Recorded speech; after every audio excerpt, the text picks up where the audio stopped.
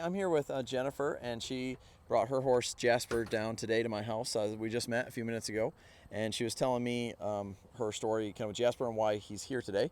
And so we're going to be doing an evaluation on him. But can you just tell us a little bit about why you're here, Jasper? Obviously, you're wearing a brace. So we had a wreck a little while ago, about 10 days ago. Yep. Can you just kind of fill us in on what happened? Sure. I bought Jasper in May, and just because I wanted more of a chill, like quarter horse to ride on the trail. I have a big background in endurance riding, and so I wanted to have a horse that I felt like would just relax more on the trail. So that's why this Well, is you kind of kind bought him. You bought him sight unseen. I bought him sight unseen, Okay. which is, I don't know if I would tell my past self to do that again. Yeah, so I'm pointing that out because we didn't know if we Yeah. didn't know at that time if he was a relaxed horse on the trail. You're kind Exactly. of hoping No, the and I breed was just- quarter horse that you're hoping that he would be Right. there. He had some Exactly. experience with riding and Right. roping and stuff a little bit Right. I beforehand. heard So that he had experience on the trail. Like that's how he was sold to me, that he had a lot of trail experience, and but that he was sensitive. So I knew going in that okay, sensitive, but I wasn't sure what that meant. You know, what does that mean? Yeah. So when he came to the farm, I gave him a couple days off, and when I first saddled him up and got on him, like I couldn't even put my legs on his like I couldn't relax my legs onto his sides. just legs meant go, Exactly. or not buck, but just like you Just touched go. him, it was like go. Yes. Yeah. So he was sensitive. Yeah. So that was correct. You know, that he was sensitive. Couldn't put my legs down. So I really worked with him on relaxing How long have you owned him? since May. I want to take a quick second here to thank the sponsor of this video, which is Drinking Post Waterers. We just installed 4 of them at my place a couple months ago, and we absolutely love them. So the horse pushes down this tab right here. That allows the bowl to fill up. When they release it, the water drains back down. So it works just like a frost-free hydrant, which means no electricity required, which is fantastic. Because normally a water heater up here in Wisconsin in the wintertime requires a lot of electricity. You're going to see your heat bill go up. And then you're worrying if the element ever goes out in it that it's going to break and you're going to have frozen water. So no worries with this one. It's also super easy and simple to install because you don't need an electrician.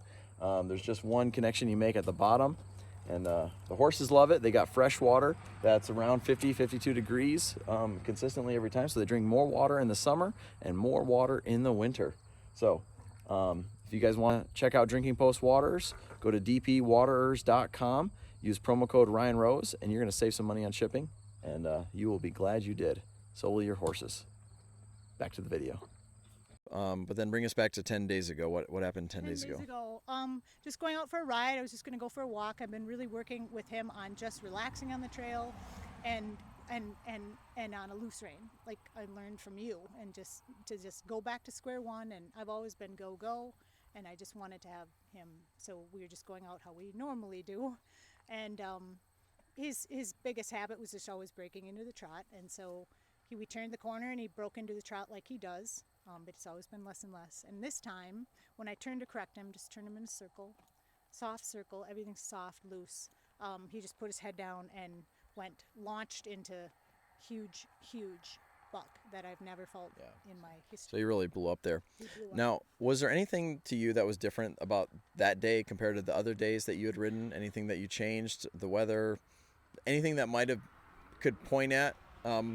Believe me, I'm replaying that whole story a million times in my head. And we went back to the spot right when I came back from the hospital.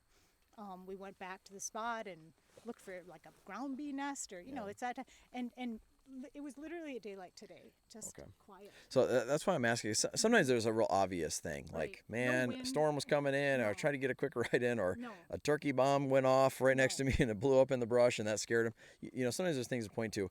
But when it seems like it was more of an all of a sudden thing, Yeah. to me, that tells us we need to go back and we need to test things more thoroughly, because there was probably some underlying issues that were more at a higher intensity than what we realized. Yeah. Like you'd probably had been getting along with him, Yeah. but not necessarily training him and helping him be more settled. And so what I'm curious about, because we don't know, but that's what you're here for, Yeah. is I don't need to get on him and feel him blow up to go, oh yeah, this horse will blow up if he's bothered. The whole idea is to go, because when a horse blows up like that, some people go, did your saddle fit? did your exactly. and it's like a horse will protest a saddle not fitting, and usually it means they don't want to move, they don't want to go forward. It doesn't mean they blow up. When a horse blows up enough to buck a seasoned rider off like yourself, they are scared out of their mind. They're really scared. And so it was a combination of things of he was feeling a lot of pressure and feeling tight between you, the cinch, the environment, and then the bend was the final straw. I would have to say it was a combination of the cinch. He felt pressure, he felt claustrophobic. There's no other reason for them to buck. If something spooked him, he would have ran. But when they buck and they blow up, that's them feeling claustrophobic. Something's got a hold of them. Like the cinch on the saddle, the rider, and then so if he was already feeling claustrophobic just from whatever the environment was, you weren't far from your place where you always ride, but he was feeling that way. And then when you bent him, that added to it. You know, it's like, because it happened then. And so what we need to do is try to simulate some of those feelings of them, basically not just bringing him in the arena and talking about the weather and leading him around. It's like we need to get in there and test him on some things and put him in a bind, basically, and see how well he understands pressure. How well can he think through pressure? And so we're going to show you guys what that looks like, and see if we can get to the bottom of this. Good. All right. Thanks for coming out, Jennifer. Okay, thanks. So just because he'll move around on the ground for me a little bit doesn't mean he has changed his ideas about anything.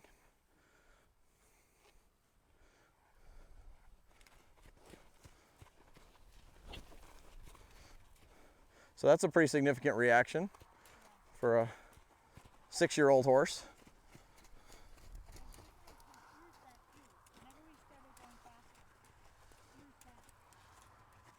Yep.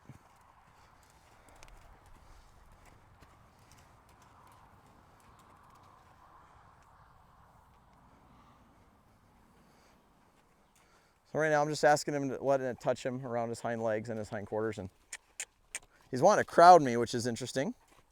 Yeah. Well, because some horses, they'll buck because they've never really accepted the human. You know, they're still kind of like, they can accept the saddle, but if they're still afraid of a human being around them.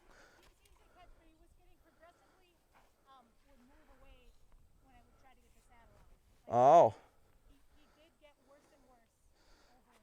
Interesting. So now I want to put this around a hind leg. And this is a little bit harder because this part of their hind leg is a little more vulnerable. It's kind of, you know, it's kind of where a predator would kind of go after them. And just innately, they're more protective of this part of their hind leg. That's why the rope goes there. And the rope is a lariat rope, so it tightens. So I'm not pulling it hard, but I'm just putting a little feel on it and just asking him to accept it and just be okay with it. And he passed that really well. So there he took a deep breath and had a lick and chew.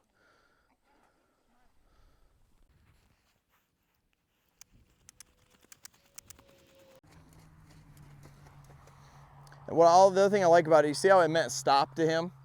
I want a horse to know that, you know, it's like if something ever gets a hold of them, if they just think stop and just think about it, that's a much better response than kick or bolt.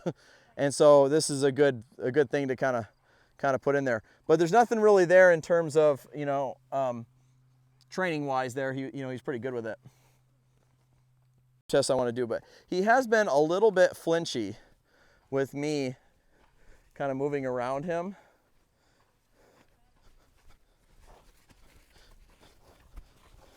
You know, and so a horse like this, you don't really want to get where you're sneaking around him. You want to be real obvious with everything. And then when he stands there and challenges it, and he's like, wait a minute, do I have to be afraid? Now the pressure will go away. So the big thing is when you speed things up with a horse like this, you have to be prepared to do it continuously and not let him get relief for reacting. So if he ran sideways and I stopped, I would have just taught him to do that more.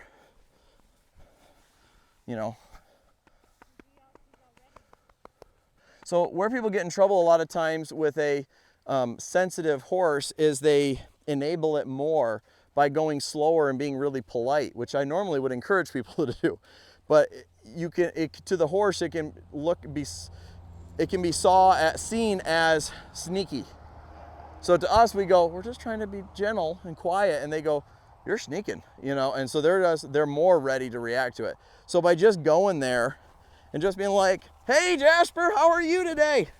Good to see you, old buddy. And just being kind of loud and noisy how I normally would not be, but I sure wouldn't get on a horse that I couldn't get that excited to see them and have them get scared of it. You know what I mean? Because that means it ain't gonna take much. Now, keep in mind, this is with no bridle, no saddle, no human, no trail, no pressure, is wide open here.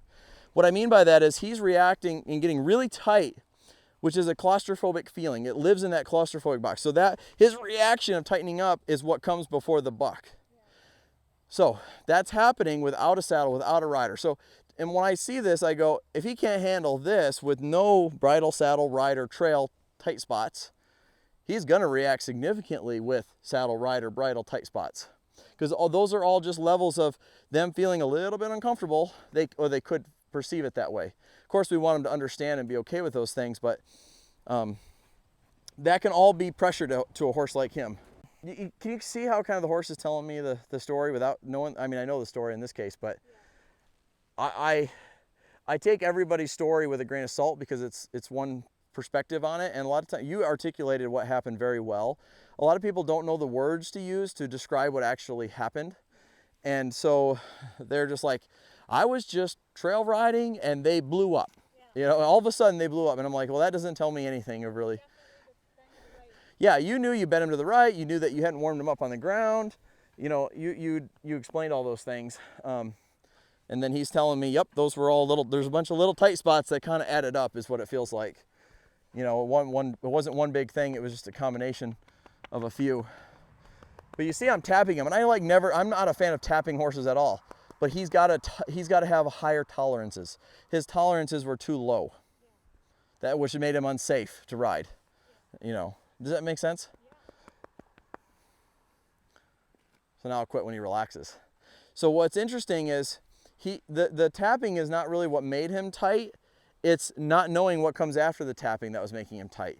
So if he relaxes and then I quit tapping, now tapping can be associated with relax. But if we never go there, he never, you know, it just kind of stays in there. So every time they flinch, when my hand taps like this, I'm going to keep tapping until there's no more flinching.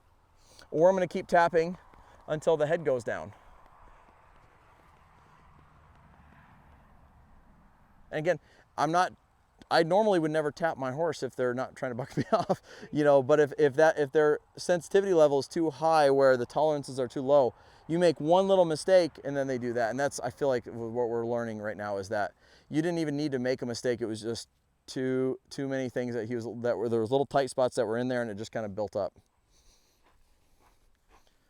Which is good news and bad news. It's good news because it's like, well, you know, it's like there's not some huge problem with him, but the bad news is his tolerances are pretty low, and this is something that there's not one big thing I can do to fix this today. It's like it's an accumulation of always being this way with him, of saying every time you get tight, I'm going to get noisier until you relax. And I'm going to do it in a safe way every time.